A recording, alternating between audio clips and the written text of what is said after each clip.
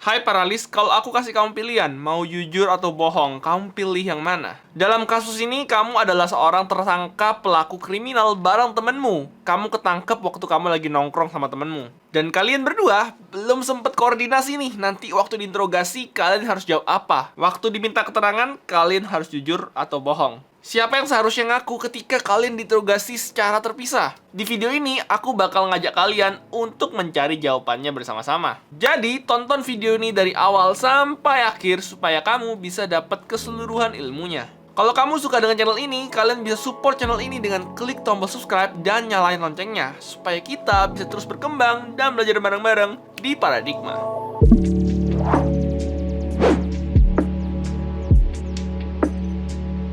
Game ini namanya Prisoner's Dilemma. Pertama kali diciptakan oleh Meryl Flood dan Melvin Drasher yang bekerja di Rand tahun 1950. Kemudian, Awe Tucker menyempurnakan game ini. Dia ngasih imbalan hukuman penjara dan menyebutnya dengan Prisoner's Dilemma. Nah, Tucker pakai kata dilema di game ini karena di antara dua orang yang diinterogasi nggak tahu itu temannya akan ngaku atau enggak. Jadi ada perasaan dilema di antara mereka. Awe Tucker mendesain Prisoner's Dilemma menjadi sebuah game dengan dua pemain sebagai tersangka kejahatan. Keduanya diinterogasi secara terpisah. Nanti mereka dikasih pertanyaan yang sama, dan tiap jawaban ada konsekuensinya atau hukuman buat mereka. Jadi Prisoner's Dilemma itu suatu kondisi ketika pilihan-pilihan rasional yang kita buat memberikan hasil yang tidak diinginkan oleh semua pemain atau orang yang terlibat. Kedengarannya ribet ya, tapi tenang aja, aku bakal jelasin dengan cara yang mudah dan sesederhana mungkin. Gamenya kayak gini, ada dua penjahat, anggap kamu dan temanmu, tiba-tiba ditangkap.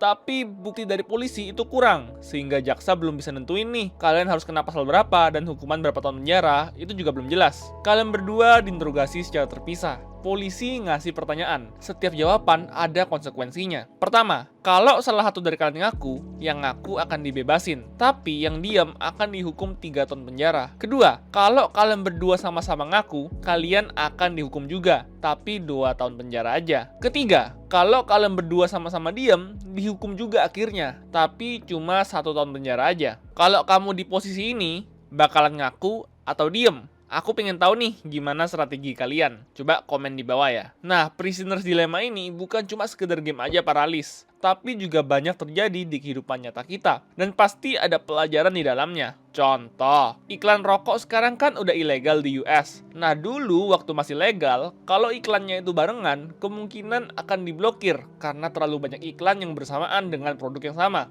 Misalnya nih, ada 2 perusahaan rokok, PT Merah sama PT Kuning. PT Merah iklan nih, sedangkan PT Kuning enggak. Otomatis PT Merah bakalan dapat traffic lebih besar dong. Kalau sama-sama nggak iklan gimana kak? Nah, keduanya nggak terlalu dirugikan, sama kayak hukuman 1 tahun tadi. Kerugian mereka nggak terlalu besar. Beda lagi kalau PT Merah dan PT Kuning sama-sama iklan. Keduanya justru akan lebih rugi. Di kasus penjahat tadi, ibarat kalau penjahatnya sama-sama ngaku. Contoh lainnya bisa kita lihat dari segi lingkungan. Negara sekarang kan lagi gencar-gencarnya untuk mencegah global warming. Salah satunya itu melalui mengurangi emisi gas rumah kaca. Emisi di sini bisa dalam bentuk karbon dioksida, metana, dinitrogen oksida, dan gas-gas fluorin.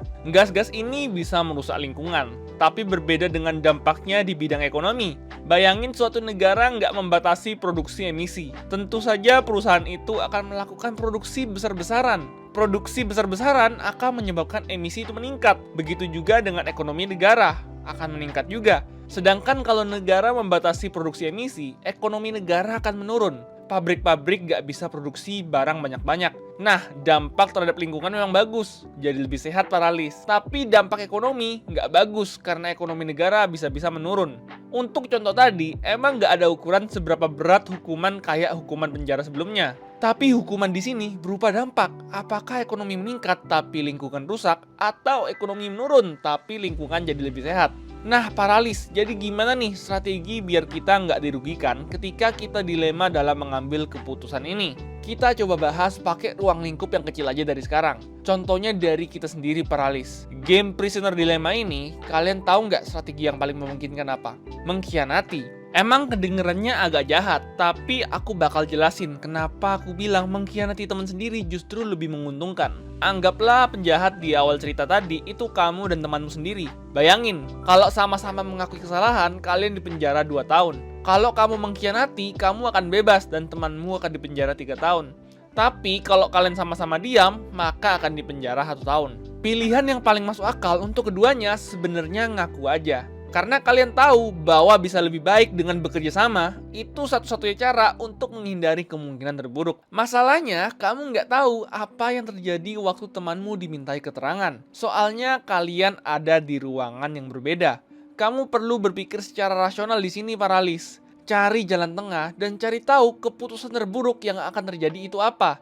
Jadi sebenarnya nggak ada keputusan yang terbaik. Tapi untuk kondisi ini yang paling memungkinkan adalah saling mengkhianati. Kamu mengaku karena kamu jadi punya peluang untuk nggak dipenjara seandainya temanmu diam. Dan kalaupun temanmu juga ngaku di ruangannya, jangka waktu kamu di penjara nggak terlalu lama kan? Intinya ngaku aja. Kita belajar dari game ini, Paralis. Kalau berbuat salah, sebaiknya kita mengakui kesalahan.